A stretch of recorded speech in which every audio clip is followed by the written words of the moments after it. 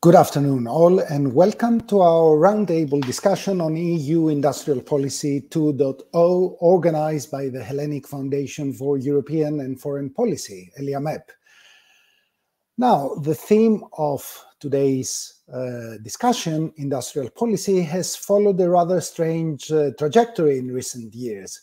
It started to attract lots of interest when it became clear that it was behind the spectacular growth of several East Asian countries, namely South Korea and others, even though it was far less successful in Africa and to some extent also in Latin America. Then industrial policy started to be associated with rather wasteful and ultimately unsuccessful attempts to save loss-making state-owned enterprises, including in Europe and North America. And as a result of that, it fell out of fashion. More recently, industrial policy has made a comeback. Several factors have contributed to that. The COVID pandemic, which brought up concerns that supply chains were overstretched. The US-China rivalry and the prominent role of industrial policy in China's fast growth, which led the US to react with the Inflation Reduction Act and CHIPS Act in 2022 and the sharp increase in tariffs on Chinese-made electric cars and other industrial goods last month. This is a context for our roundtable. The theme is what the EU should do, what its response should be to this return of industrial policy and a rather aggressive way it has been implemented in both China and the US. We will discuss this topic with our guests today, who are in alphabetical order: Petros Dimas and Angelos Tsakanikas. Petros is postdoctoral research fellow and Angelos is associate professor, both at the Laboratory of Industrial and Energy Economics of the National Technical University of Athens. Nicholas von Ortas is a professor at the Elliott School of International Affairs at George Washington University, while Reinhilde Wegelers is a professor at the Faculty of Business and Economics at the Catholic University of Leuven. Welcome all. And let me ask my first question to panelists. And I will start by addressing this first question to Nicholas von Ortas, who is with us from the US. So how do you assess recent changes in US trade policy? And do you think that Europe should follow suit? Are you worried about the risk of tit-for-tat retaliation and a general tariff war? Nikos, over to you. Okay. Good afternoon over there in Europe. Good morning here. We are coming out of a long weekend, Memorial Day yesterday, so it was a very long weekend here. It's good to talk about trade policies and industrial policies here. I don't know if your invitation was for this panel was because I am a critic of the policies of the United States or not, but that's where I come from. I'm actually a critic of many policies around the world, including in Europe, like technology sovereignty. I think Mano, that the current policies of the United States are very disruptive. I was completely disappointed with the current administration's continuation and actually intensifying the policies of the previous administration of President Trump. And it seems in our country here these days there is a competition between the two big parties of who will be most disruptive of the global environment than the other to win the election. So things are not going well. I see all this. I don't know if you guys follow The Economist. The Economist, the last two issues of The Economist have different stories about this, about the announcements of that come out of the White House about 100% tariff rates, more than 100% tariff rates, 1,000% tariff rates. I don't know what. What this reminds me, actually, for those of you who know a little bit of economic history, it's a mirror image of what the United Kingdom was doing in the late 19th and early 20th century, when the United Kingdom understood that Germany and the United States were actually rushing ahead in terms of innovation and in terms of industry and so forth. From a very open economy, a sort of a system that was based on some beautiful ideas like David Ricardo's ideas of comparative advantage. The United Kingdom went into a completely protectionist policy. And that led to some disruptions we all know. And unfortunately, I was very, very much in favor of the globalization system with all its bads, which could be fixed, or we could try to fix them, or whatever. Disrupting it, I think it's a major mistake. And of course, as you said, if the United States backtracks as it's doing right now, everybody else will. And that's that. Thank you. So you're a critic to the current and also to the last president's trade policies and innovation policies. Professor Wegelerz, do you have any comment on this? Yeah, as an economist, I also have a lot of problems with raising tariffs here, because I'm also a big fan of globalization, and also what we have seen was really very positive effects of globalization in terms of overall growth, also reduction in poverty. But what we perhaps paid a little bit less attention to is the distribution of these gains here, and some of the losers that might have been better actually to try to compensate them, at least in terms of making sure that helping them in the transition, that any globalization effects would actually, and maybe that would have been able to prevent some of the backlash that we have seen, that we are seeing now. But that's no excuse, of course. I think we still need to consider whether what we are doing now, at what cost it would actually, at what cost is it actually happening here. What I'm also a bit worried about is that, so in the US, we've seen really very bad policy in terms of trade, raising tariffs without actually any good analysis of what is the total cost of this. So you might buy some advantages for some players here, but overall the total cost is definitely negative, and there is no actually, in whole policy discussion in the US, there is no really explicit discussion on, okay, who is losing, who is winning here, and are we willing to pay that price? So that's what I'm a bit worried about. But what I'm even more worried about is that the reaction in Europe to that kind of policy is, well, if the US is becoming more protectionist, and also the competition with China is so unfair, then maybe, I mean, we should not be naive, and we should also raise barriers here, because that's the only solution we can actually do here, given that everybody else is retrenching. And that's a bad excuse for Europe here. First of all, even if the others would be retrenching, Europe should be still sufficiently big to still go for openness here and be benefiting for that. So we were also, if we also are reciprocally protecting our markets here and closing down our markets and also raising tariffs, we would increase the cost even more for Europe here. So I think we should really be very careful in considering that here, and actually still try to go for the multilateral negotiations, and if there are unfair trade practices for which we would need to impose tariffs, well, we have the multilateral trade system here that allows for analyzing whether whether these cases are really true cases of unfair competition here, and then have the countervailing duties accordingly here. So I think for Europe, it's even more important that we should actually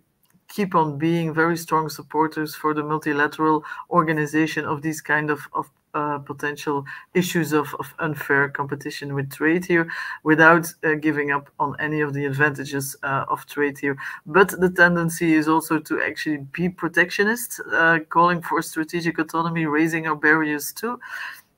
And even more so that we actually are also blowing up a bit our internal market in that, because it's really also a bit loosening our state aid support in member states that can afford to raise subsidies to counter any negative effects from what the US is imposing here. And so if we then end up in a situation of having a race for subsidies to protect our own companies in each of our own countries here, we're not only jeopardizing the global trade system here, but also jeopardizing our internal market here. So, I mean, a very simple reciprocal reaction, and let's everybody who has the money now also be subsidizing or imposing tariffs would actually lead to even worse outcomes here. So I'm very worried. So do you fear that German pressure on the Commission and the EU might lead to tariffs on China-made electric cars anytime soon? Yeah, so tariffs, that's EU territory. So there is the issue is indeed raising tariffs. Yeah, but I'm a bit more concerned in terms of allowing so that our state aid guidelines will be, and they are already temporarily adjusted, but maybe permanently, allowing for member states to give counter subsidies in these cases here. So that would, and then you end up in this subsidy race here. That would be even worse here. So it's both tariffs as well as allowing for more countervailing subsidies actually to counter the IRA and Chinese subsidies. Yes, it is true that state aid, the relaxation of restrictions to state aid has so far mostly benefited firms in member states with deep fiscal pockets, mostly Germany and to a secondary extent France. So there really is a risk of distortion of competition, fragmentation of the single market, and even cohesion policy. Do you think there is any merit in the proposal in the letter report to kind of tax state aid in order to finance EU aid, put the proceedings or oblige governments, national governments to set aside resources for EU aid, state aid, so to speak, or even define a share of state aid that must be open to the entire EU. Do you see this might be a way forward, or should we simply go back to banning state aid? Well, it's not banning state aid. It's having very clear guidelines under which conditions state aid should actually be allowed. So it should be really to address issues of market failure here. The state aid should be proportional to it. So checking all these conditions, I think, really makes a lot of sense here, and avoiding these negative wars here. If we would transfer that to the EU budget, then again, it's very clear that we need to have subsidies that make sense also at the EU level. So what subsidies would be much more effective if we would do that at the EU level? It's not by definition that if you do it at the EU level, it's always good subsidies either here. So I think even for what we do at the EU level, we should really be careful that these subsidies really make sense to be done at the EU level here, so that they are addressing failures like in terms of spillovers and negative externalities at the EU level that are better internalized at the EU level, which is what we are already doing with a lot of programs here with supporting alliances. So in that respect, what we need to consider is what part of the total budget that we or subsidies that we are that we think makes sense for Europe, what should be done at the EU level, and what makes sense to be done at the EU level here. So in that respect, the same state aid guidelines should actually also apply on what we do at the EU level here. So they should also be proportional to the issues that they are covering here. But at least they avoid the negative state aid wars between the member states here. So that's definitely a case, but still required to look at, do they make sense here? Do they make sense to be done at the EU level rather than at the member states level? What we also see increasingly is so that the role of the EU is not necessarily always having its own budget, but coordinating what's been going on at the member states with, like, for instance, the IPCES, the Important Project of Common Interest. That's basically member states that are funding this here, and then the EU coordinates this and checks whether these kind of subsidies all make a lot of sense in terms of the state aid guidelines. And there, I think what I would argue there is that in order to avoid that only those member states that do have sufficient funding to join these IPCES here, that we actually should also have that the EU should be able to top up these IPCES for those countries that may not have the budgets to join here, but that makes sense for their stakeholders to be participating in these IPCES here. So using, in that respect, the EU budget also very much in complementarity with what member states are doing to leverage really the EU dimension in these IPCES, because increasingly these IPCES will be getting, and alliances will be getting a lot of attention and support in industrial policy here, which is also good because that really, these kind of alliances and IPCES really exploit better the EU scale that we definitely would need in order to compete with the US and China. Can I ask, thank you, Professor Weglers. Can I ask Professor Tsakanikas and also Dr. Dimas? Based on that, I mean, what we've heard, obviously, it is a disappointing development. I mean, to see this trade protectionism and growing around the globe, and in Europe, it is even more difficult because you have that internally between the member states that they have also to compete. So. Okay, in the States, in the United States, I mean, the states do compete, but not at the same degree and extent that we have this discussion in Europe. So when you see that a global example like the US is doing that and is imposing tariffs, then it is very, at the political dialogue, it's very difficult to advocate for something less than that. So actually, and we have elections in a couple of weeks, so European elections. So you see that if everyone is doing that, then you see at the local public dialogue that this is gaining momentum right now, and they say that you have to respond, and even respond and compete against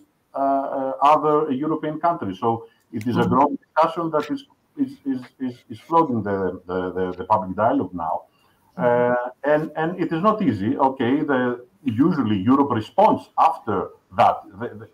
I do not remember that Europe is taking the lead in imposing tariffs, I mean, to US or to China, but usually you have to respond to that, and inevitably Europe will have to do that at the end. But on addition, we have the internal also problems that we have to tackle, and this is very problematic as well. If I understand correctly, the European line is that we should, in any case, remain within the remit of the WTO rules rather than go off and do something completely different. crazy. Yes. Yeah. Dr. Dimas, would you like to add any? Yes, I would like to add, let's say, personal concern regarding the strategy of the EU, because we are talking about a reactive stance from the EU. If the US starting to pose trade tariffs, then probably the EU will follow. But I am very concerned that the EU is already on a path towards trade tariffs, because let's take, for example, the Critical Raw Materials Act. We have some percentages, some targets for 2030, and we are not, let's say, entirely convinced or sure that we can achieve them without having drastic changes in our value chains. We have already mapped our strategical dependencies. We have identified that China is a very dominant player for our supply chains, for our clean techs, for everything that we will try to do in the future. And we have already strategized towards, let's say, removing China from this dominant position and let's say inserting different EU members in different stages of value chains that are of critical importance. But how are we going to do that if we do not pose some trade tariffs towards Chinese products? We are doomed against cheaper inputs coming from China. And those cheaper inputs may, let's say, facilitate what we're trying to do with our green transition targets. But are they green? Do we know how the Chinese are producing them? Even if they say that they produce it, one way we cannot be completely certain that this is the way that they are actually producing them. And we have these inputs. These inputs are cheap. If we're going to manufacture them in Europe, they are going to be more expensive. How are we going to counterbalance this cheap versus expensive, let's say, trade-off here? How are we going to achieve, let's say, strategic autonomy if we do not pose some tariffs on the cheaper inputs that are going to, let's say, up the price and make it on the same level with the European ones so that we can compete? But don't you see, and I'm asking all of you, including Professor von Ortas, don't you see any frictions between the pursuit of strategic sovereignty and the green transition itself? Isn't there a risk here that pursuing the former might slow down the latter? Isn't it simpler to allow inexpensive state-subsidized even solar panels or electric vehicles made in China flood the EU or the US market? What do you think, Professor von Ortas? And then I'll ask all of you. I think, if you want my honest opinion, and that, of course, is a revision, I think we are paying now, the United States is paying now for its unwillingness or inability to strengthen the international economic system, the institutions. So that system has no teeth. We are dissatisfied with everything, so we just let it go instead of doing exactly the opposite. If we have now, today, that we see this indeed unbalanced, say, trade with China, and the government, how to say, unproductive role, the Chinese government unproductive role there, because indeed that's what they are doing right now. They are flooding because the economic situation in China is terrible. China has huge economic problems. They are coming down the pike. So the solution that they found for the moment, hoping that in 20 years or 25 years or 30 years, according to economic analysis, they will manage to up their internal consumption rate, right? Which is terrible. But you cannot up the consumption rate overnight. So until then, the way out is indeed to do this, to flood us with their cheap subsidized products. Unfortunately, this finds us with no instruments to react to this. If we had strengthened the World Trade Organization rather than weaken it, if we had strengthened the UNCTAD, and if we had really the instruments, we could actually react to this Chinese onslaught. So, having said that, what we can do now in the short term? In the short term, I think we need, as Reinhilde was saying, and Petros was saying, and the others, and Angelos, we really need a much more serious and urgent understanding of supply chains. This resilience of supply chains. We don't want to shoot ourselves on the foot. Of course, we don't want to disrupt a system and tomorrow find ourselves without semiconductors or in huge wars or whatever. We want to somehow manage this. So this jerk-knee reactions of the United States, raising tariffs, whatever, as long as Chinese products do not come in, seems to me to be a little bit naive. I am surprised actually, because in this country we have a lot of good economists, a lot of good policy decision makers, a lot of good analysts, and I'm surprised that the administrations on both sides of the aisle, both sides, do not take these people seriously into consideration. So I think it's extremely urgent that research on supply chains and in specific research really becomes very serious. Actually, the administration, this current administration, when they came, they arrived in the White House, one of their first publications was to allocate to different departments, agencies, our ministries, let's say, a responsibility of major sectors to examine their supply chains, right? I mean, it was a major, we had publications on this and specific items. I don't know where that has gone. I mean, I have not really seen serious analysis of this, and I think it's very problematic. So that's my concern, as everybody else is here on the panel. Is not that I do not understand that China is not playing fairly. I totally get it. Actually, we knew this 2 decades ago. When Nortel in Canada failed, the big telecommunications company in Canada failed, and they looked into its business, they found China deep in its computers, listening to everything that the board was doing or trying to learn. So we had a lot of signals already. But no, we decided somehow not to act on such.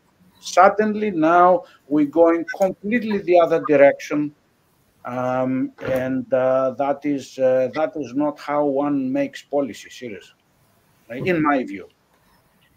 Professor Weglers?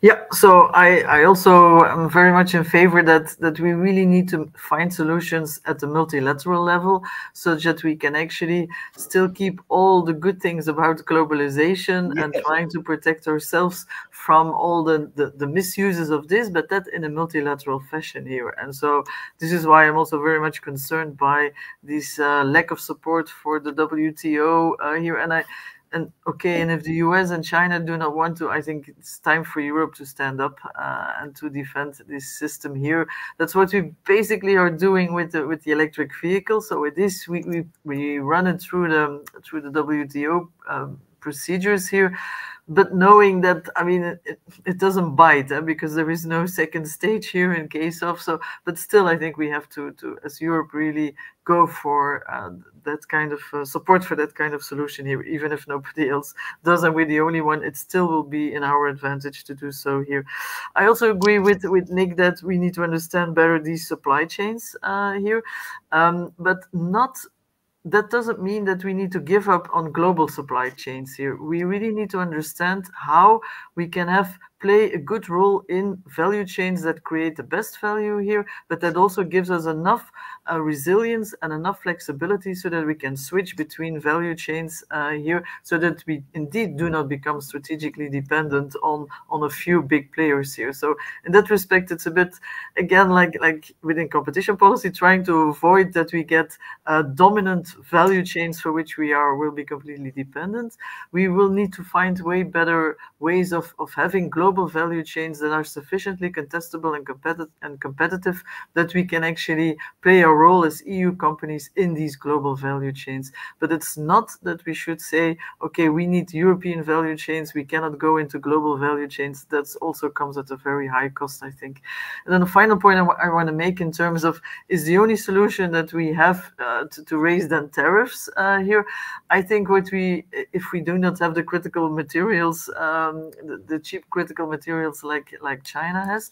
I think we should really invest fundamentally on our innovation capacity here and use our innovation capacity to come up not with what already existing technologies and that use existing critical materials here, but come up with the next generation of technologies, and that will depend on critical materials for which we do have access, or that we can actually produce in an artificial way or whatever, so that we do not become dependent.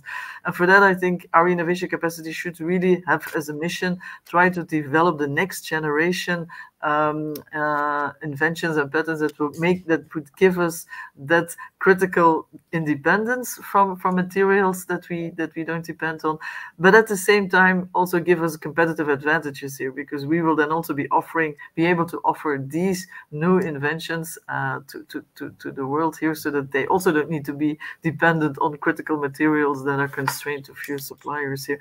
So for me, not tariffs, but really investing massively on next generation innovation capacity that will make us independent, critically independent here, but using our innovation capacity for that. So it's not using lithium batteries because we don't have lithium, but going for the next generation that would use hydrogen or whatever. So that's the kind of solution. I'm tempted to ask here, and should we trust the market to do that, or no. Well, no. So the market will have to deliver this, but we need the government to stir the market in the right direction here. So this needs way more directedness, because this strategic autonomy is not something the market will deliver here unless it is clearly directed to that. So we need. That's why that would be the kind of mission policies mission-oriented policies. Yes. That should have, not cancer. Who needs a mission on cancer? Because the market there is not that much distorted. Here is certainly not in comparison to deliver the next generation of batteries that would give us that strategic autonomy. So you think that even though we should be aware of raising tariffs on China-made goods, the goal of strategic autonomy is sacrosanct, and we should aim for that, but in a different way. Am I correct in saying this, summarizing in this way your answer? Yeah, I take it that's what society wants, right? The strategic autonomy. We want to, and if that's the case, let's find the best way to do that in the most economic. That's my task as an economist, to then find the best economic way of doing that. And for me, that's really investing in that innovation and capacity here to deliver that strategic autonomy. I'm personally less worried by the strategic autonomy, but I understand that if there will be a concern, that's what we need to be delivering as economists. Okay, Aggelos? Well, yes, well, I agree with Reinhild and Nick, of course. We cannot do a race, to be the cheapest in the world. We cannot do that. I mean, historically, this is not the path for Europe. So, indeed, the road is built on competences, on innovation, and try to find alternative solutions for the things that we do not have in Europe. It is not an easy path, of course, to go, because it needs money, it needs a lot of people, it needs competence, it takes time. It is much easy. It's very tempting, to use the Chinese products that are. It's something. We have to use that. We have to use wisely that. I mean, we cannot say no to everything. We have to wisely use what is best for Europe. That's why, I mean, this mapping of the alternative suppliers and the value chains that can be created is important. But okay, this cannot be part of our core strategy. I mean, to build on foreign or just on Chinese products. So we have to use that wisely, and there are, I think there is a consensus in this in Europe, and already you can see in the letter report here that was published that they are already offering some new tools, to finance this expensive process, because with a green European Greek guarantee and things like that, I mean, to try to compensate a little bit for that additional costs that such a strategy has. And there is a lot of savings in Europe. So what is said in this report is that you need to channel this, not to just US funds that they are investing in startups or in Silicon Valley, but you need to address and to channel these funds to such causes. And this is something that we can possibly follow. Petros? I do not want to be the pessimist only here, so I will offer, let's say, two views, one pessimistic and, let's say, a possible answer to this. I'm pretty much in favor of mission-oriented policies personally, but there is a thing with innovation, there is uncertainty. We cannot be completely certain that we're going to develop the necessary, possibly disruptive innovations that we need to develop here so that we can rely on innovation to be the only strategy to reach strategic autonomy by 2030. Maybe 2030 should not be placed as the target year. Maybe 2040 would be, or 2050, Fit for 55 maybe, could be a better strategy.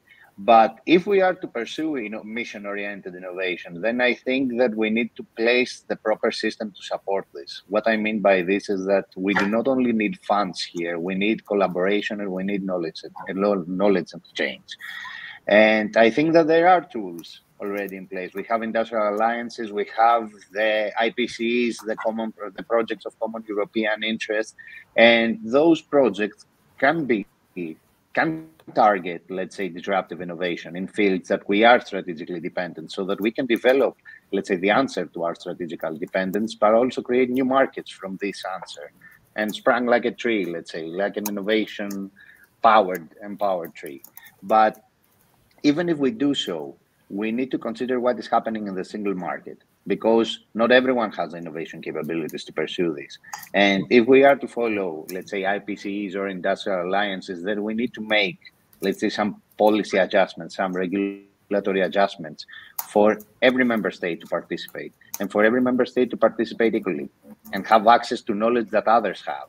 And I think that this is going to be the most challenging part here in Europe, because the United States have a great advantage of this. They are a single economy.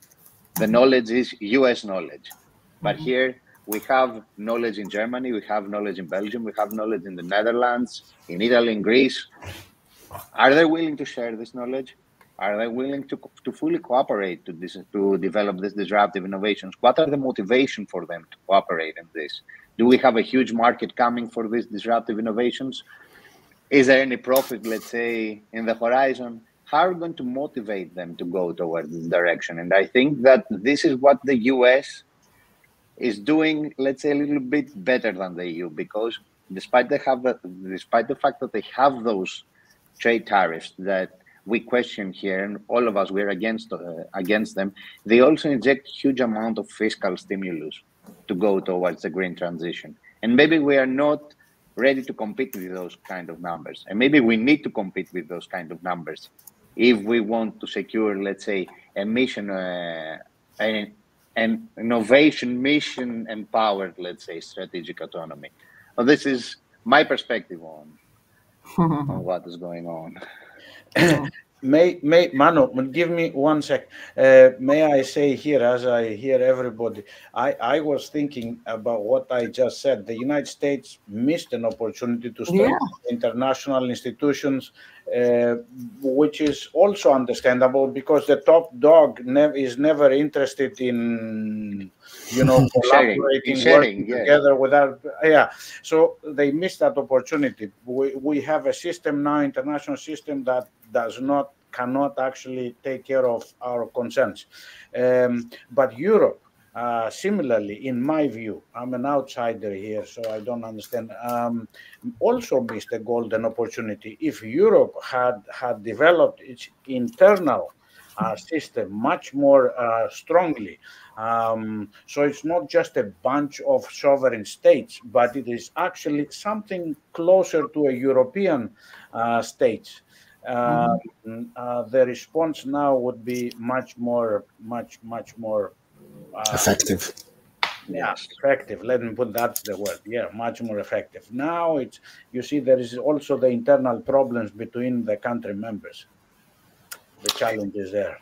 But can I ask a question to Nick on this? So given that the US has this very strong eco-innovation system, I fully agree with Petros on this, and also the support from government for this, not so much in subsidies, but like in procurement with the DoD and the DOE. Yes. So why do you have to then resort to these high tariffs to protect you from China? Don't you believe, doesn't the US believe in its own strength in terms of innovation? The fear of copycats. Nick, would you like to, do you have any thoughts on that? Yeah. The tariffs are, I always saw the tariffs and also the sanctions that we put on countries, because they go together as a very short-term policy. This is not a long-term policy. It's not going to help you in the long term. In the long term, we have an issue, as we are saying here, if we continue. It's something to correct very quickly until you react more properly, right? The problem with the tariffs now and with what we are describing is that it looks like a long-term tendency. It's not really targeted well. It's a long-term, it's like, we don't like the system, let's change it. Let's go to something else. Yeah. That should not be the reaction. The reaction is, here we have something bad, we try to correct it and invest heavily, as my colleagues here say, in coming up with a better solution in the long term. Yeah. So the United States, sometimes, I mean, we read all this literature about mission-oriented policies, and often, not always, but often the United States features this, in these studies. But if you pay attention, you will see that those mission-oriented policies that people quote were well-targeted technological achievements. Yep. They were not fluffy things, let's make the world better, or let's take care of the environment. I mean, let's take care of the environment is a very loose thing.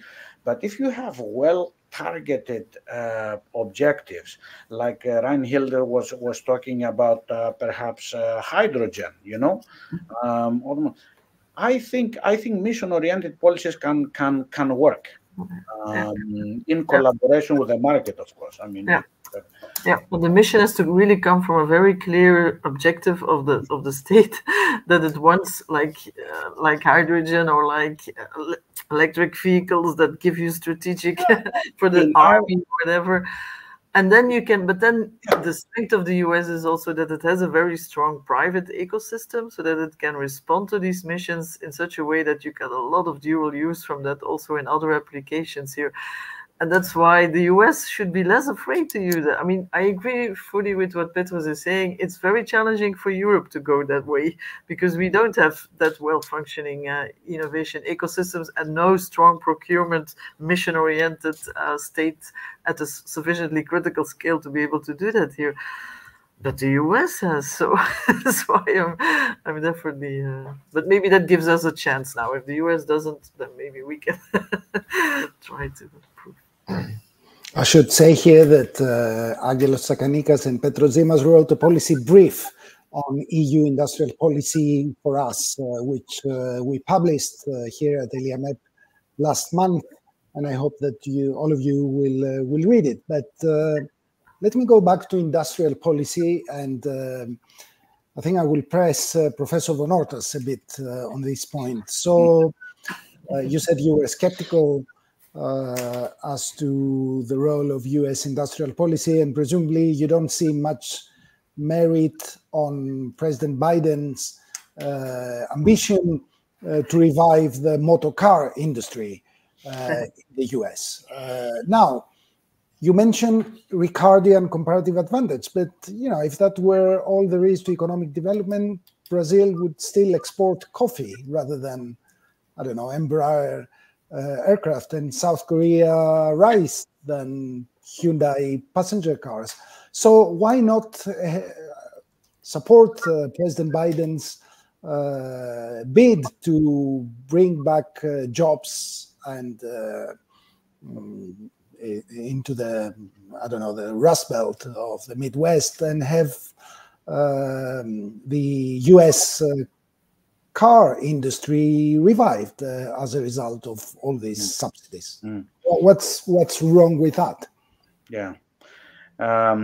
I am totally in favor of the Biden administration's efforts for innovation. I mean, there is a lot of money being spent just across the river here. The National Science Foundation is really a resource of funding these days for academics. This is excellent.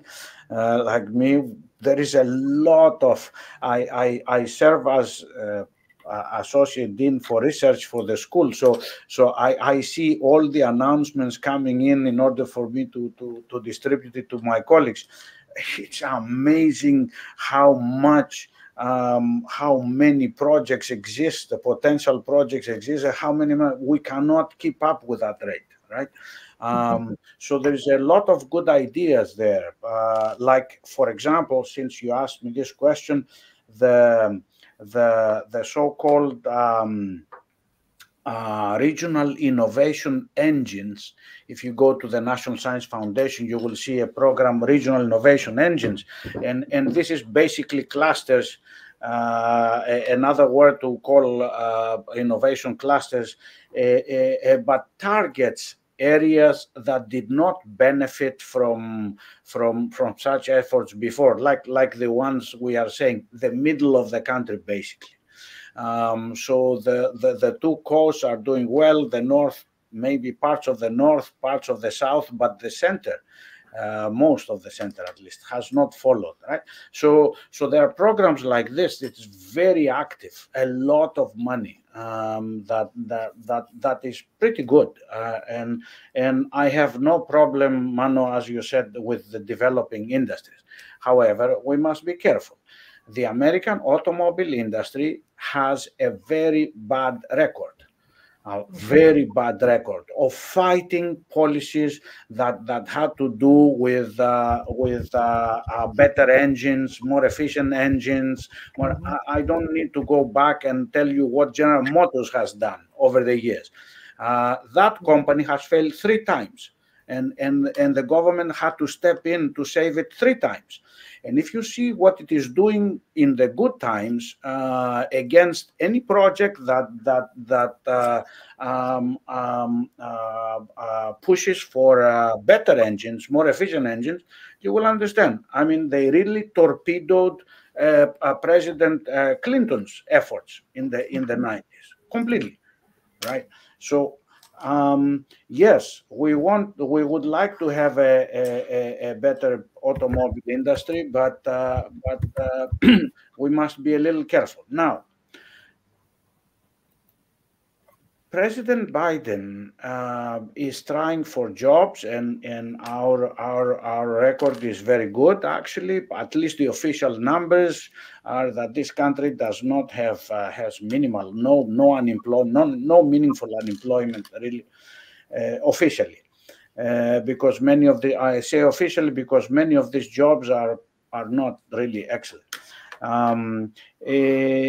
However, President Biden also has spent a lot of money.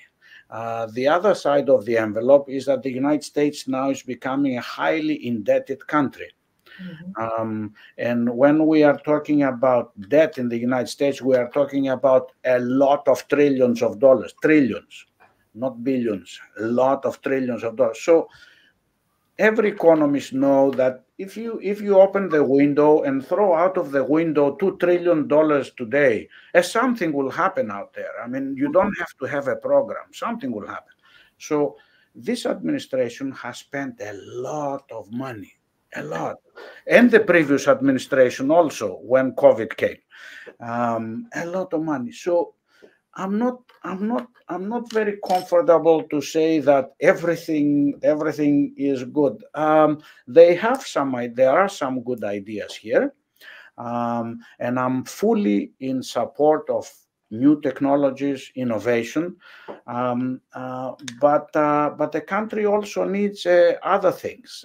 Our record with energy is awful. We still have a lot of parts of the country, for example, without metering energy. My building, I live in a building in one of the most affluent areas of Washington with 300 apartments that we do not measure energy per unit. We don't. We pay bills by square footage of the apartment. This is electricity, this is water, and this is gas. I mean, this is incredibly ridiculous today.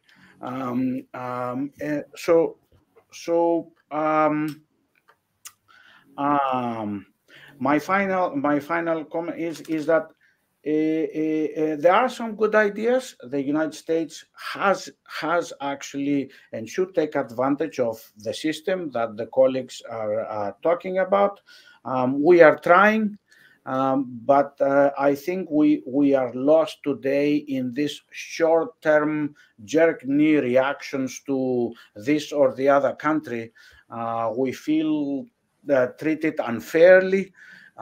President Trump started this ridiculous, opened this ridiculous path, and unfortunately, this administration, Democratic administration, is willing to follow suit. All right, that was clear enough. Thank you. May I ask Professor Vegler? All right, the current U.S. administration has legislated to spend all these trillions that Professor von Ortes was saying on the IRA and the CHIPS Act. But what should we do? What should the EU do? What can we learn? Should we try and imitate the US industrial policy? Should we just ignore it and invest in innovation? If we do decide to do something remotely similar, how can we avoid the policy mistakes of the past when many European governments wasted resources on failing industries? Yep. So I think the reaction to so first of all, we should not be too unhappy that finally the US is spending some money on trying to raise its CO2 targets. Here we will all be benefiting from that, even if it's the least. I mean, since they don't want to impose any carbon pricing, and the combination of carbon pricing and support would be way more efficient, but that was not possible. So they're spending indeed very ineffectively lots of money here. But to some extent, if that gets them closer to CO2 reduction, we will all be benefiting from that. So I'm not too negative on that here. But your question is, what should we do in Europe here as a way to react, not for the CO2, but for the competitiveness issue here? Because the problem with the IRA is also that it really imposed local content requirements here that made it unfair competition for us here. And so then the question is, what should we be doing here? So again, what I think is our reaction should not be, okay, let's reciprocate, also impose local content requirements and massively support our own here. I don't think that's the most efficient way here. We should really stick to, okay, what are our objectives? And it's a combination of CO2 reduction, so climate change targets, competitiveness, strategic resilience here, and then finding the best way for us to do this in the most economic and economically efficient way here in the longer term. And that doesn't mean spending a lot of money here. So that's really finding an optimal policy mix of spending money where we really need to initiate private sector initiatives that would otherwise not be able to flourish, but at the same time also using other instruments like climate change targets, like regulation, so we need to really still work for finding the optimal mix of policy instruments here to reach these targets here, and not do the same as the US and go for spending a lot of money here. That's not the most efficient. Unfortunately, from a policy perspective, we don't yet also know what the optimal mix is here. So we still need to learn quite a lot here. And I think that's also something that doesn't mean we should say, okay, if we don't know, let's do the same as the US. We should try to also learn as quickly as possible what would be better ways of doing that here by experimenting more at the EU level here and trying to see what combinations of policy instruments would work best here. And I think, again, what we should never give up is actually to coordinate as much as possible of this at the EU level here, because whatever instrument, it's really the EU scale that's the only one that will be able to develop to deliver us on all our targets here in a global environment here. So that the EU should play a very crucial role here, but that doesn't mean to say that the EU should be doing all of the policy instruments here. It should really find a good way of how to coordinate what's going on at the member states versus what should be jointly done at the EU level here. But in any case, always trying to make sure that we use the EU scale as much as possible. Thank you. Angelos? Yes, I think in Europe, focusing a little bit more on Europe, we have some advantages that have happened during the past. I mean, we have a long tradition of collaboration in research through the framework programs and the Horizon program. So actors around member states do collaborate, and because as a group in our laboratory, we have studies and we have done significant research on studying what was the outcome of this research. Okay, sometimes it is disappointing that they do not reach the market, but you can see that it is a top level. It's technologically is a very high technologically. I mean, the level is significant, and you can see that we do have the capacity to produce innovative products and to go to that direction, which is much more difficult. The market does not always follow. Indeed, we have recent collaborations in the field of circular economy, and when you have industrial partners, you know, they hear about the technical progress that we made and how you can recycle that. But at the end, they ask, okay, just tell me what is the price of using the recycled material compared to the virgin material. Tell me what is a number, if it is better for me in terms not of being a friend of the environment, but in terms of cost. So we forget about being friend of the environment, and at the end, we have to decide based on cost. That's what the industrial partners say. So over there, it's something that we can work on getting industrial partners on board. Of course, history has proven that you need some strong regulation, and at the end, some sanctions, you know, on environmental penalties and things like that, to compensate for the increased cost. Maybe this is also the way to work on this. But I want to stick on the positive side and think that we have research and we have the abilities and the competence to work together and go to that direction. And this is something that we should build on. Mm-hmm. Yeah. Can I very quickly follow up on that? I really also strongly believe that our strength is very often in research here, but the problem is translating that into commercial and to markets here, because that's basically again why the single market plays such a very important role here, and also including access to finance, and they're also a single market for financing, so that if you don't find an industrial partner here, you can scale up yourself, but you don't have the finances for that. So for me, it's the single market in all dimensions that is needed in order not just to be strong in our research, but being able to translate that into innovation, which is where the US has a natural advantage. Of course. Petros, do you have any reflections? We can't hear you.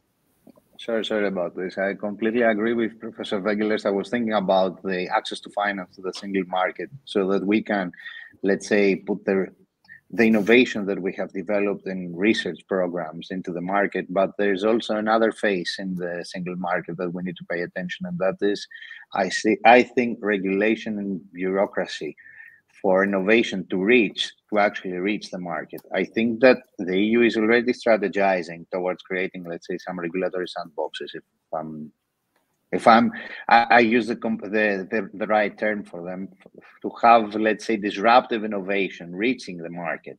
But I think that this should be an EU-wide initiative, because most of the times, even if we have a product and we have the finance to go into large scale, then we have a huge time deficit from bureaucracy and regulatory, let's say, requirements for this product, which is ready to reach the market, to actually reach the market. And maybe we should do something to, let's say, minimize this time and, let's say, harmonize our production standards, harmonize the market requirements across member states. And this is very, very challenging. The US is already fit for this. We are not ready for it. We are not ready. We need also to pay attention how we integrate our regulations together and how we create, let's say, proper conditions. This is exactly why I said earlier the Europe has also missed an opportunity the past few years to make the single market much closer, you know, for all these reasons. I totally agree with yes, you. But the single market is here for 30 years, and we haven't achieved this yet, I think. Yes. But usually when we are really put under pressure, then suddenly we can do it. So let's hope this puts enough. Exactly. Yes. It's exactly true. That's what happens. Remember the 70s with the Eurosclerosis and the 80s actually with a lot of action that resulted in the single market. Yeah. Yeah. I was going to ask you about the Letta report on the single market. Do you, those of you who have seen it, do you have any thoughts? Are its recommendations in the right direction? Does anybody want to say something on it? Well, I can kickstart. Yep. Nobody wants to start. So yes, of course, we read it very carefully. We were also interviewed by Letta before, so we were very much involved in the whole process. There was a lot to be liked in the Letta report, but the problem is it's a really lot, and it's a. So you cannot disagree with what he's saying. There's so much stuff in there, but what I'm really missing is prioritizing here. So there is not really a strategy of so it's all bits and pieces. All of these bits and pieces are nice, but I mean you would have to choose, prioritize, because some of what he's proposing is really also has a lot of leverage on the other things that are happening here, and so that's what you really have to. So and what I'm really missing in general in the Letta report is a whole strategy of policy governance. So I mean these are a lot of individual proposals here, but there has to be a process of how to govern the whole policy of improving the internal market here. Now and that's a big problem that we have now. It's scattered across too many different policy competences, both across member states and at the EU level and within the different DGs here, and that's completely not addressed here. So I think what we really need is somebody that really coordinates this internal market policy here, so that all the different policy levels and policy instruments are way better coordinated, such that individual examples of what we could do also fit into a broader policy agenda, because each on their own will never work here, because you really have to have a much more horizontal approach here. And that's what I'm missing here. So I like a lot of suggestions that are in the Letta report, but if there is no prioritization, if there is no policy governance, this will just end up into too much fragmented instruments that will not work, because all the complementary instruments are not coordinated. If I may add also, okay, at the end, the report says that you need to develop a strategy, that this is not a strategy, so I guess the report understands that this is not a strategy, so at the end, you have to develop a strategy, because it's a supermarket list. It's a nice to have. It's a lot of things. No one can disagree with that, obviously. But this is the problem of strategic documents sometimes. I mean, people, try to have appealing propositions and suggestions, and possibly this is the result of the hundreds of interviews that he made. So there are a lot of ideas there, from the spectrum to the pharmaceutical, to everything. Yes. So this is the problem. When you meet a lot of people, you try to, to have something reflecting the discussions that you have, and you do not make choices. The problem with strategy is that you have at the end to make some choices. You say, I choose this instead of this, and this is not very easy sometimes to have. But there are some interesting ideas over there. But, usually also contradict other things that apart from the prioritization, some of the things that he proposed may not be feasible due to other restrictions that are there. But it was something that was, necessary. We expect also the Draghi report here to see about the competitiveness, which is also an important document to come. And this is my first reading of the report. All right. Given that we academics tend to be overly critical at times, if it were up to you, what would be the 3 top priorities? I would go for the industrial ecosystems that it is an industrial strategy. I mean, you have some vehicles and some instruments that you are using in Europe. This is something that we said. He said about the 5th freedom and everything to research and innovation, but we need to channel that.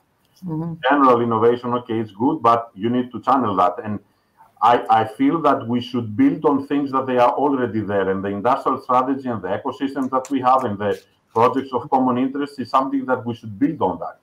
This, of course, touches, I'm a little bit biased because of the industrial strategy that we are discussing and how we also in Greece, we try to develop an industrial strategy. So I'm focusing a little on that. We did not see something about manufacturing. We did not see about the sectors that we want to focus on. We talk about, we cannot be agnostic of what are the subject of growth in Europe. I mean, what are the big companies? What are the big sectors that can drive growth? So this is a discussion that should be relevant and should be find the place in such a report. But I expect that to be included in the report that is coming from Draghi, I guess. Professor Vagelas?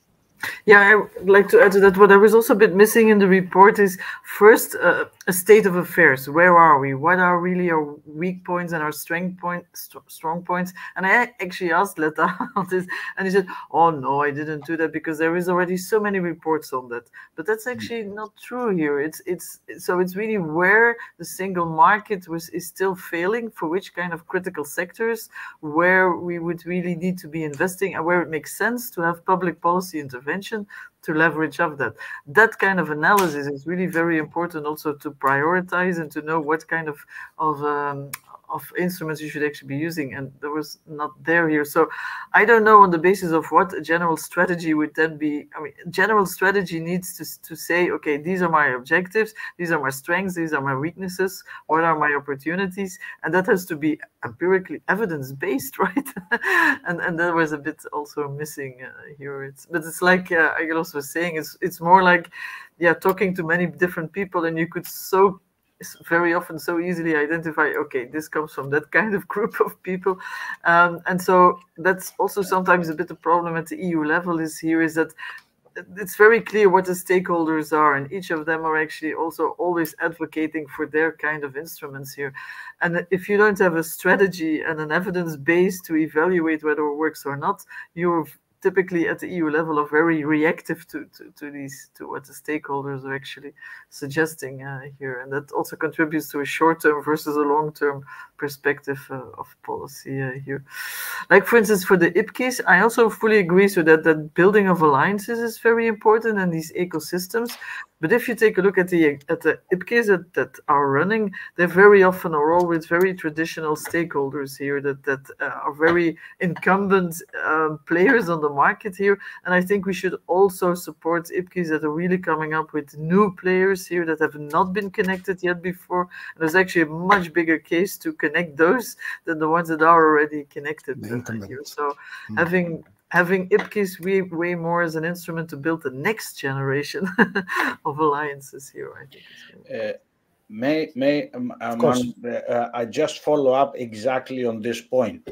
One of the most difficult tasks that we have now in the United States, in some industries that supposedly this country is very good and very competitive, for example, with the big five, in the IT industry, is to do exactly what Reinhilde was mentioning. We are trying to sort of limit their power because time and again, the last several years, studies have shown that they are really showing signs of non-competitiveness. In other words, they are clearing up the field around them. They don't let new companies emerge. It's a very difficult situation. Outside, it looks perfect. But if you see it from the inside, it's really dangerous. We all know that dominant companies always do this, and particularly in that sector. Particularly in those sectors, there are forces from the supply and the demand side, with network externalities and all that that economists keep talking about, that force monopolies. I mean, move towards monopolies, and we are very concerned with this thing, and these industrial policies, exactly as it was said now, these industrial policies need to be accompanied with competition policies that make sure that those dominant players do not turn this into a feeding frenzy, because an industrial policy with a lot of funds can end up in feeding the incumbent players, and nothing more than. You don't want this. You want new ideas, you want new players, you want change. So this is very important, what Reinhild just mentioned. I think you are both right. I mean, I'm, the least knowledgeable of all of you, which is why I coordinate this discussion rather than participate as a panel member. But I was rather concerned to read the other day that Intel was due to receive up to $8.5 billion under the CHIPS Act. So I was wondering how worried you are about the risk of regulatory capture, distortion of competition. What about Intel's competitors, for instance, or even at an extreme, cronyism? Is this a real risk? You may counter, or rather, industrial policy supporters might counter that this is more or less how DARPA worked in the US in the 1950s and 60s, and look how great the results were. But I'm a bit uneasy about having taxpayers' money being handed over to private companies in such a spectacular way. Do you have any thoughts about that? Yes, it's a real danger. Here, I think our agencies, the Federal Trade Commission and the Department of Justice, the antitrust division of the Department of Justice, I think they're fully aware of the problem, but they are facing counterwind, let's say, from the political system in placing these companies in check. It's very difficult. The argument is very difficult, but the danger is very, very real. The first signal that Intel had fallen behind international competitors came several years back, but nobody looked at it. When Apple gave up on the Intel semiconductors and started building their own, it was a very clear signal that Intel was running out of ideas, or didn't want to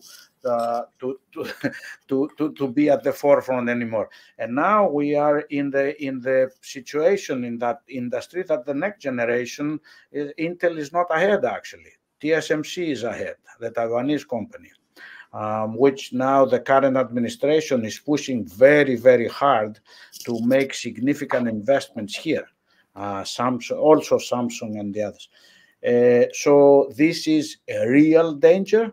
What you said, Manu, but it has lost its its visibility because of this reaction to the international economic situation.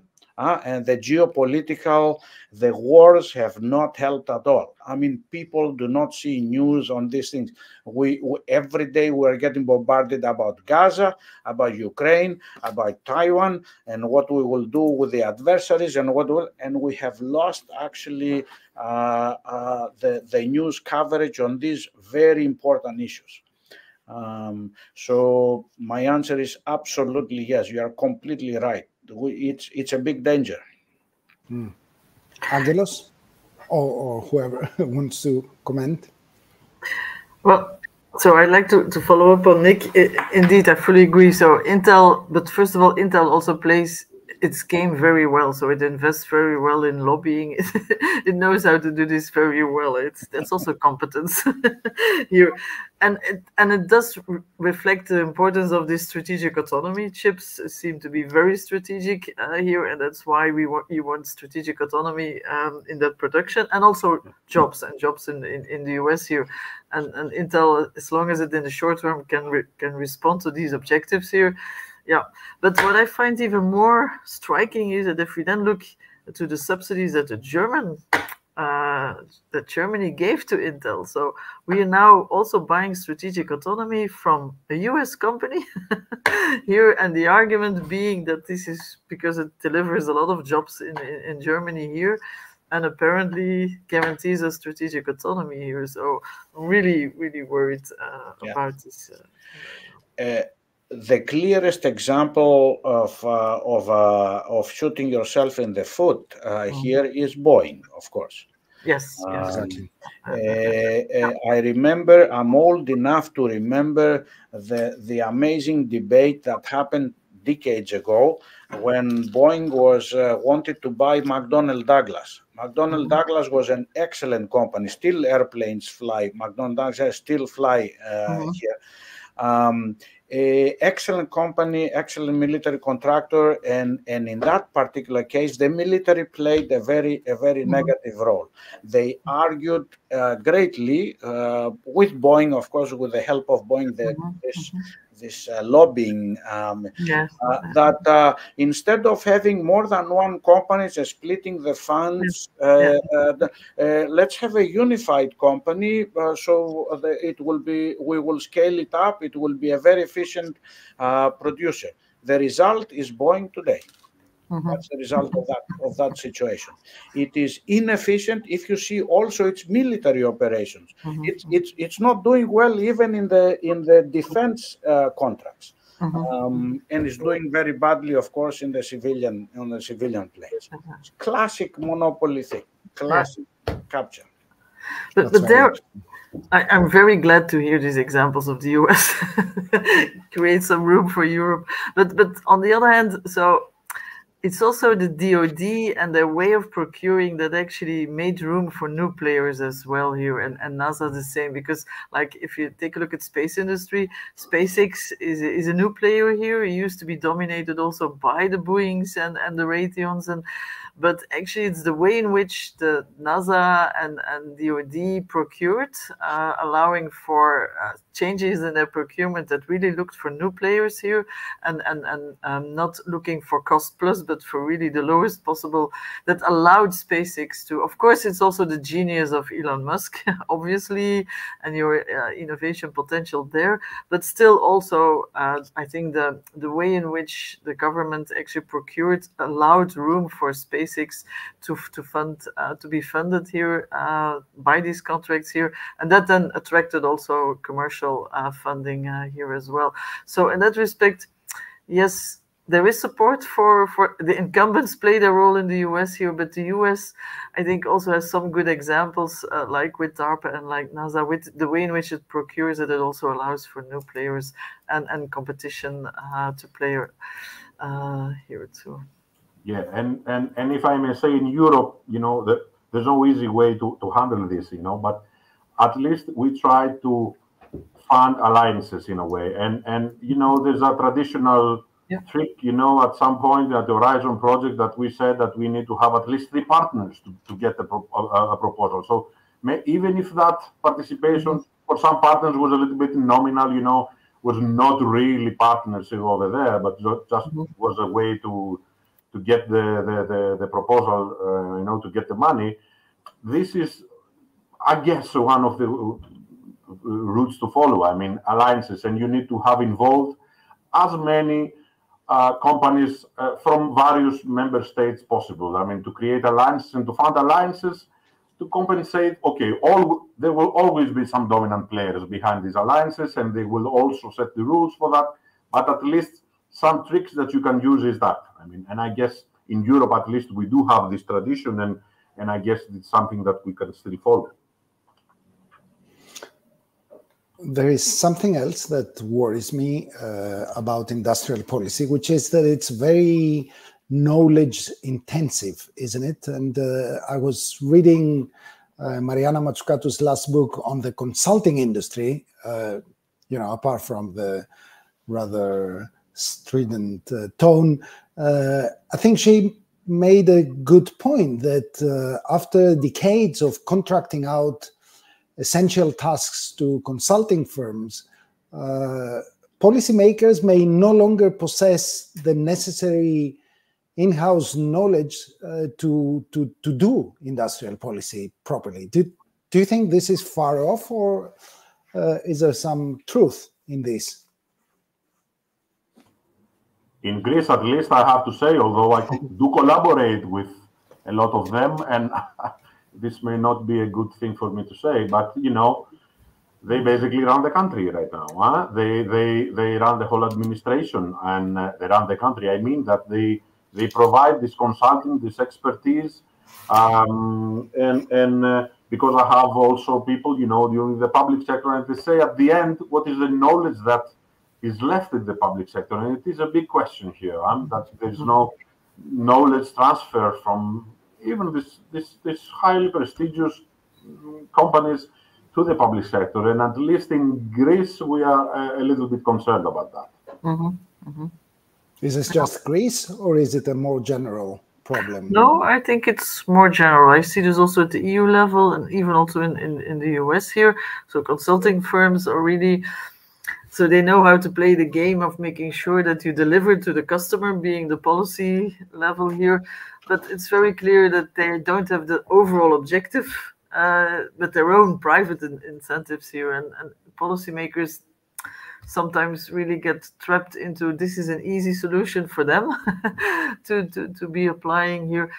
To some extent, I also have to say, maybe it's because we as academics didn't, I mean, we should be the mechanism to offer as an alternative, right?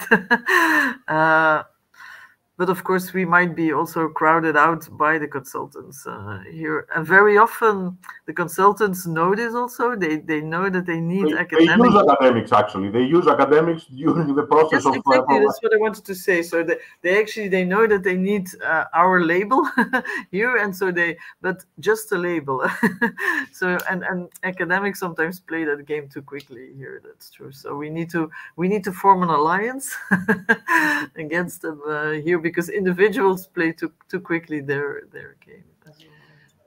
So I want to know what the opinion is in the US on this. Yeah, the United States may be a little bit different for the following reason, because government in the United States, the government mechanism in the United States has always been weak, much weaker. There is not much of a tradition of public service in the United States.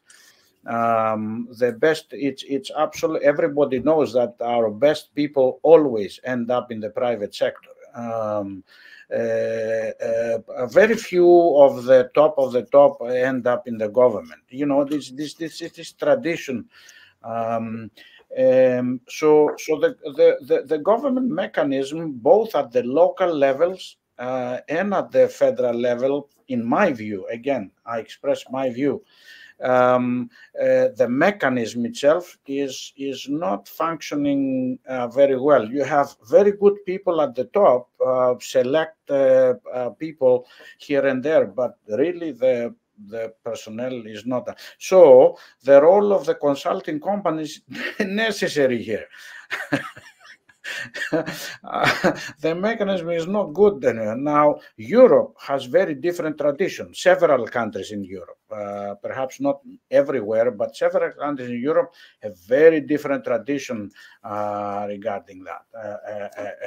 I have personal experience.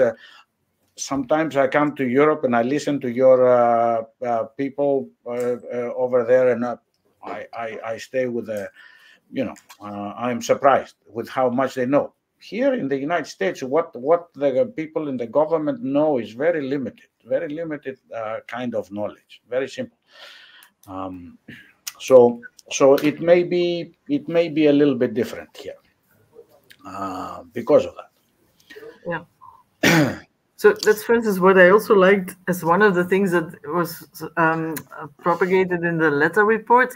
He also called for these networks that would develop the skills at the policy level here. I really like that too. I think it's really, because every member state is too small to really build up all competences in all very complex areas like digital regulation, stuff like that, and just training the policy officers in the different member states jointly here, exchanging best practices, I think would also really be a good way to, we sometimes really indeed forget to invest in political skills and policy skills here. Exactly. And I think that's something we definitely need to do more. Yeah. East Asia has a different tradition.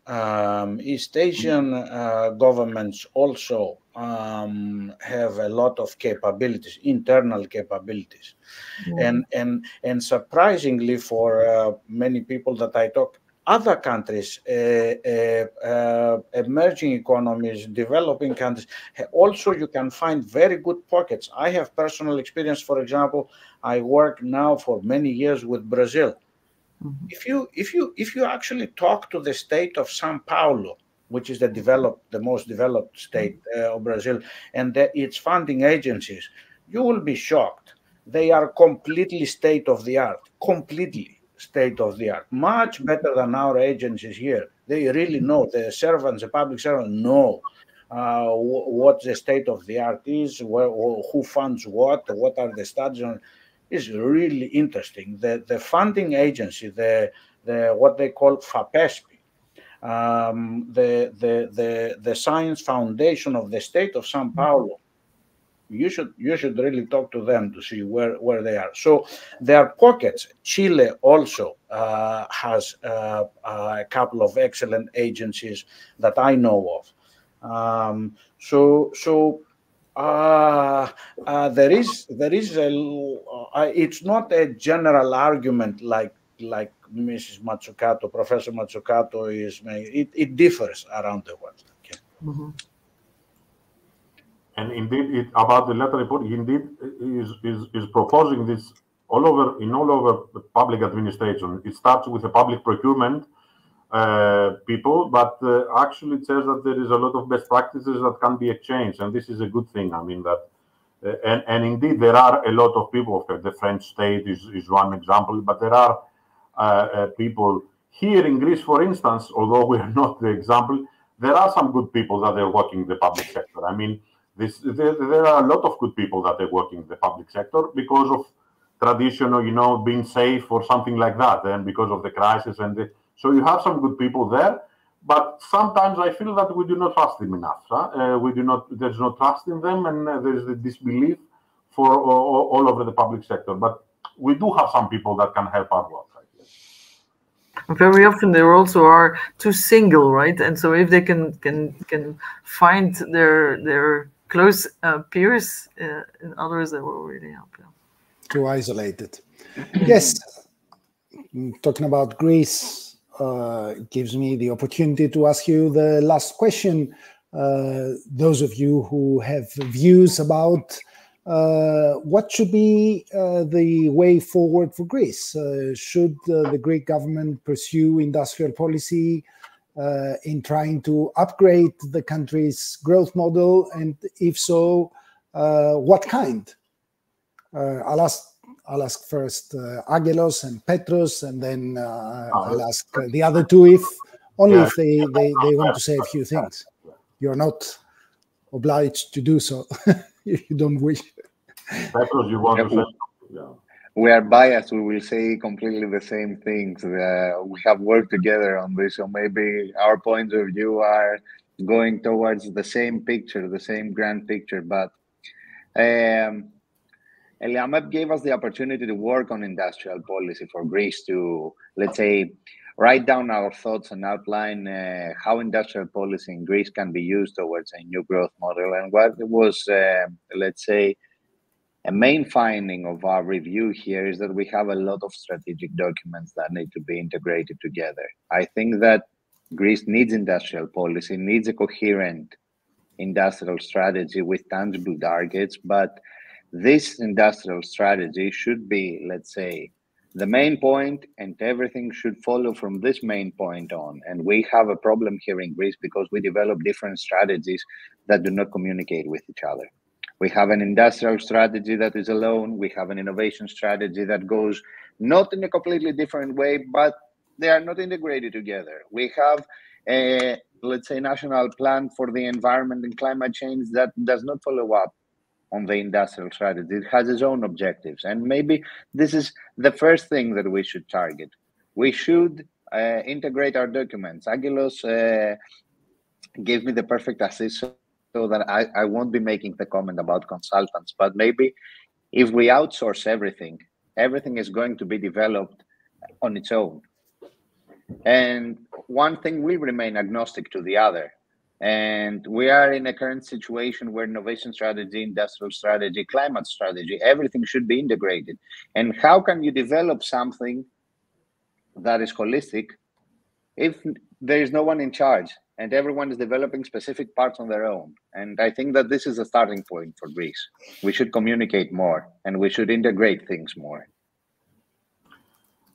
Okay, if I follow and somehow try to differentiate from what we have said. Okay, we have been following competitiveness in Greece and manufacturing from many years, and we try to advocate a little bit for the need to manufacturing. We are in an engineering schools, and I have to say that our graduates were not very fan of working in the manufacturing sector. There was this belief that this is dirty sectors, that they do not offer good careers, high quality jobs, and which is a strange thing for engineers. I mean, not to be wanting to go to work in the factory, but instead to go to the offices and being on a desk, behind a desk, and making decisions. Which, okay, at the end it is the end of a career, but you have to go also to the plant to be there.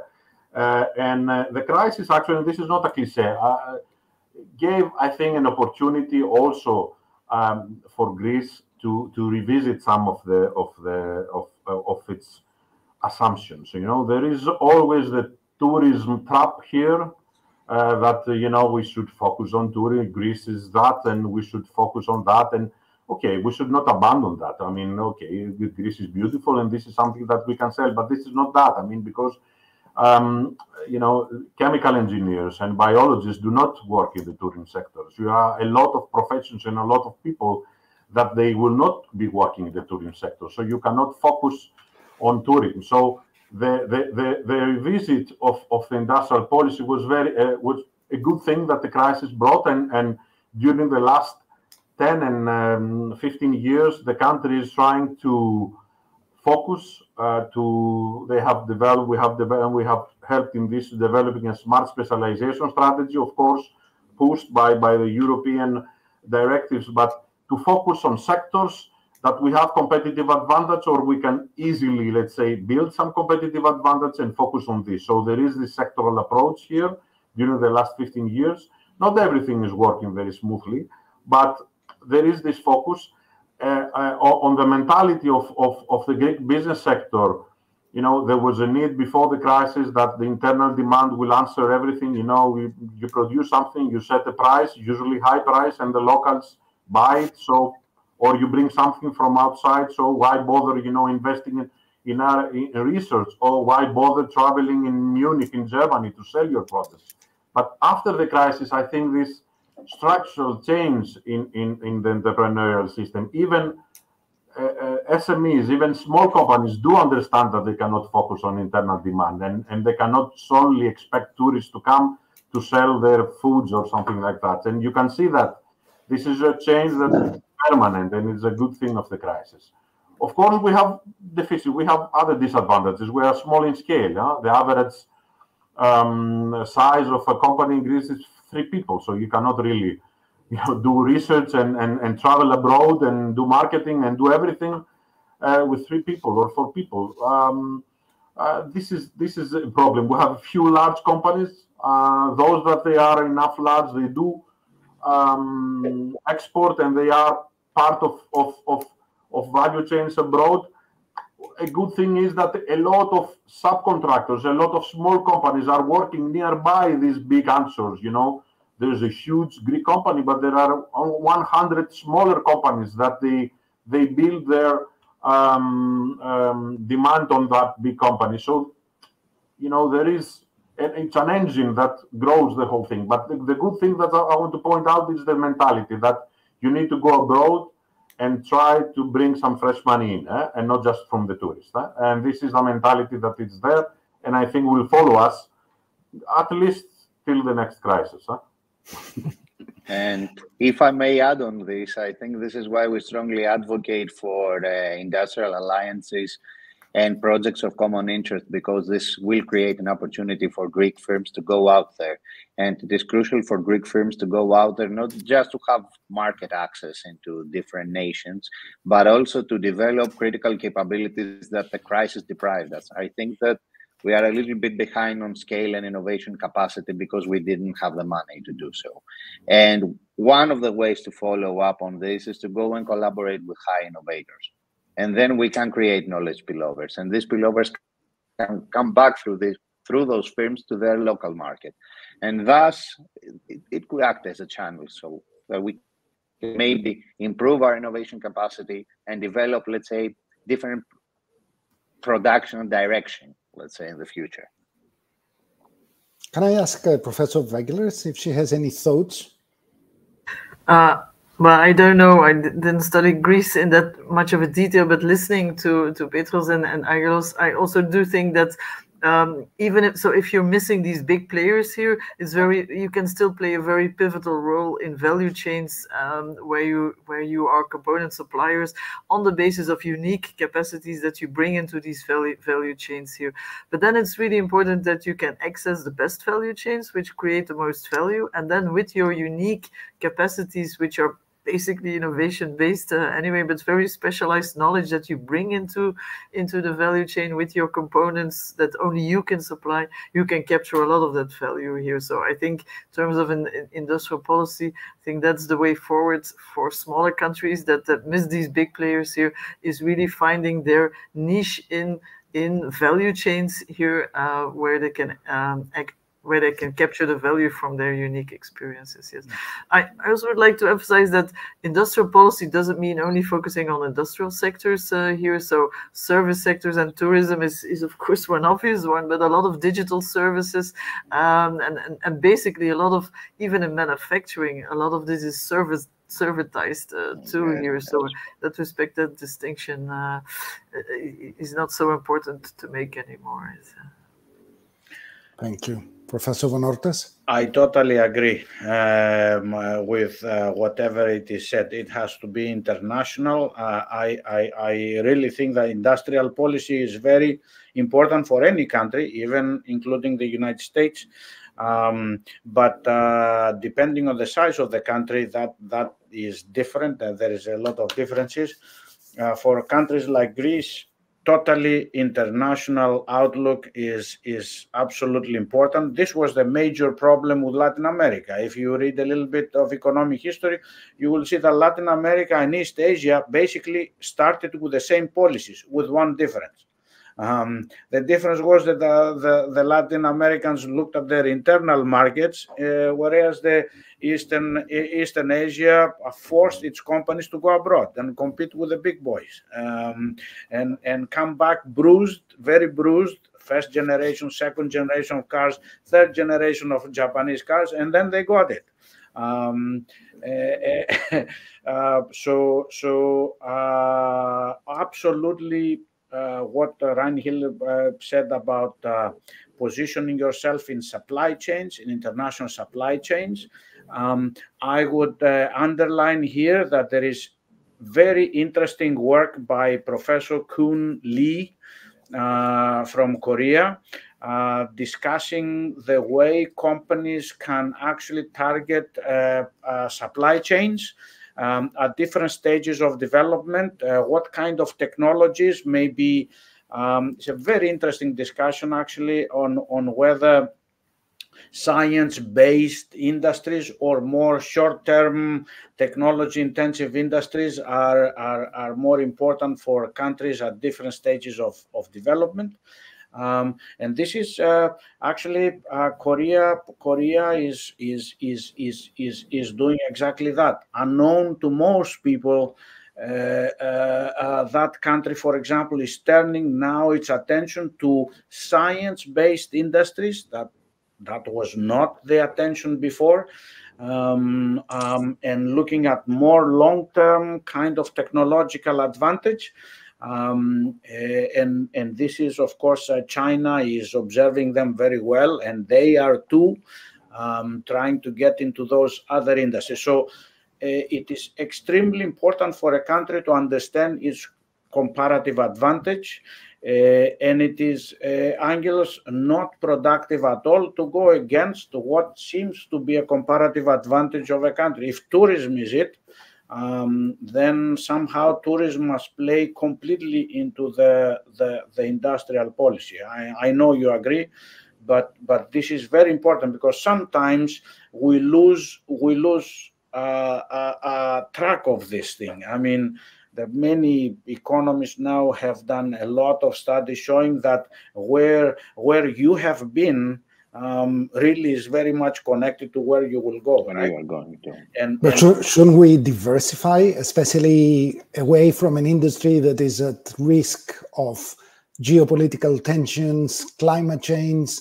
I mean, who will want to go to Greece when in August the temperature will be 60 degrees? Well, actually, that's why I think you also need innovation capacity even for the tourism sector, because it's really how you apply digital technologies and new technologies, how you will be able to provide sustainable tourism in the future here. And that's the way to develop a comparative advantage in tourism as well here. So I wouldn't classify tourism as that's a boring sector, which you would have anyway. It's all about also their finding and really making sure you build on the basis of innovation, a competitive solution for the future too. It's yeah. So that's I think the important thing. I must say, on the contrary, some years ago, I happened to be in a very important meeting in Greece that the then minister had called, inviting people from abroad, expatriates from abroad, very, very important people in all the universities around the world, technical people, and the minister, it was a she, was asking for advice, what the country should do next, I mean, where it should go. And I kept hearing people around the table, very important people, were saying, oh, the United States is investing there, so we should do this. Germany is investing in those technologies, we should do that. And there was very little discussion of what is Greece actually is able to do and what money Greece has. At that point, Greece had much less money to spend on all research than Microsoft was spending here alone. So I was, people were going out there. I couldn't believe actually that they were dreaming nanotechnology and biotechnology and I don't know space and I don't know what they were talking about. And suddenly I made this comment, you know, I mean, how realistic is all this for them? Nobody liked it around the table. My comments, right? And that's exactly, I want to say, that's exactly what are the policy decision makers. Sometimes they get the advice. they bring in people, the advisors that are good people. They intend well, but they do not actually have a good understanding of what an economy is and how we develop and what are the critical factors and so forth. So they give the wrong advice, completely the wrong advice. I thought that. We know why Nick was not invited again after that. Yeah, even I buy the tourism, of course. I'm not saying that we should neglect that, but even in that case, in tourism, there's no strategy for tourism. You know, we want everything. You want at the same island a 5-star hotel and a boutique hotel. You know, all the things are on a basket. You know, there are no priorities. There is no a strategy that means that okay, some of the people will be disappointed. Some some sectors or some areas may not. Even in that case, we do not have a clear strategy on that. Even in that case, you need an industrial strategy for tourism. Yes, exactly. That's the point I wanted to make. Tourism also needs a strategy too. And if we place tourism. And also, sorry, Petros, for that. Because there's another discussion here that we will not. Can we be an automotive industry? You cannot really be.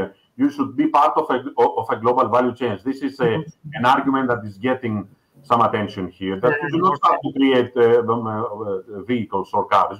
Batteries. You have your spot where you are good at, and you can provide some good quality at a good value, of course, and a reasonable value, and then you can be part of a global value chain. You do not have to develop an automotive industry, and this is not the stakes here for that. My point here has to do with the lack of strategy for tourism that Angelos perfectly pointed out. Professor Vengelers already mentioned that we have to deal with sustainable tourism, and Professor Matsaganis also said that in August in Greece, maybe in 20 years from now, we're going to have 50 degrees in our islands. And we do not have a clue about how we're going to deal with this. And if we decide to strategize towards this, then if we place tourism in the epicenter, they're going to develop other industries to support sustainable tourism, because we will need to do something to create, let's say, the proper conditions in our islands. And if we do this something, then we're going to develop production capabilities. And this production capabilities, following on Professor von Orta's paradigm for Korea, is exactly the way that you are going to diversify. You develop production capabilities for something that you're good at, and then you try to, let's say, transpose them or transform them or place them into something different. And Korea was the champion of this. They created production capabilities from entering the global scale. Then they went back inside and diversified, and then they re-entered as champions. They began to build, with being the manufacturers, the simple suppliers, the role that we advocate for Greece to take. And suddenly they became the whole value chain. And they became the whole value chain not by focusing on becoming the whole value chain, but by focusing on specific tasks, how to create production capabilities, innovation capabilities, and then moving forward. And I think even if we place tourism here in the epicenter for Greece, we're going to develop capabilities to produce clean tech. Let's say, for example. And if we produce clean tech, then we're going to open up different markets. And if we open up different markets, then we're going to upgrade our position. And this is a growth strategy from my perspective. Yeah. Any of you want to comment on this or anything else? Yeah, I fully also support this focusing on specific niches and value chains here, certainly if you're smaller companies. And then as long as you have a very strong, unique capacity built on innovation, you can monetize that in these value chains. But still, what's also very important is that you need bargaining power in these value chains as well here. And that bargaining power also requires that if the conditions are not good enough that you can walk away. And that means that you also need access to finance in order to do that as well. So these general conditions are also very important here. It's, general framework conditions, access to finance, access to skills, so that you have bargaining power in these value chains as well here. And that is always present. Because a lot of these suppliers very often have to deliver too, and then they cannot really monetize all the value that they bring into the value chains. unless any of you have something more to say, let me bring this discussion to a close. We haven't quite solved all the issues that we have addressed, but I think we have had an excellent roundtable discussion. I have enjoyed it, learned a lot, and I'm sure those in the audience have too. So I'd like to thank our panel members, Reinhilde Wegelers, Nick von Ortas, Angelos Tsakanikas, and Petros Dimas. And thank you all for being with us today. Have a great evening, and those in the US, have a great day. Thank you. Thank you.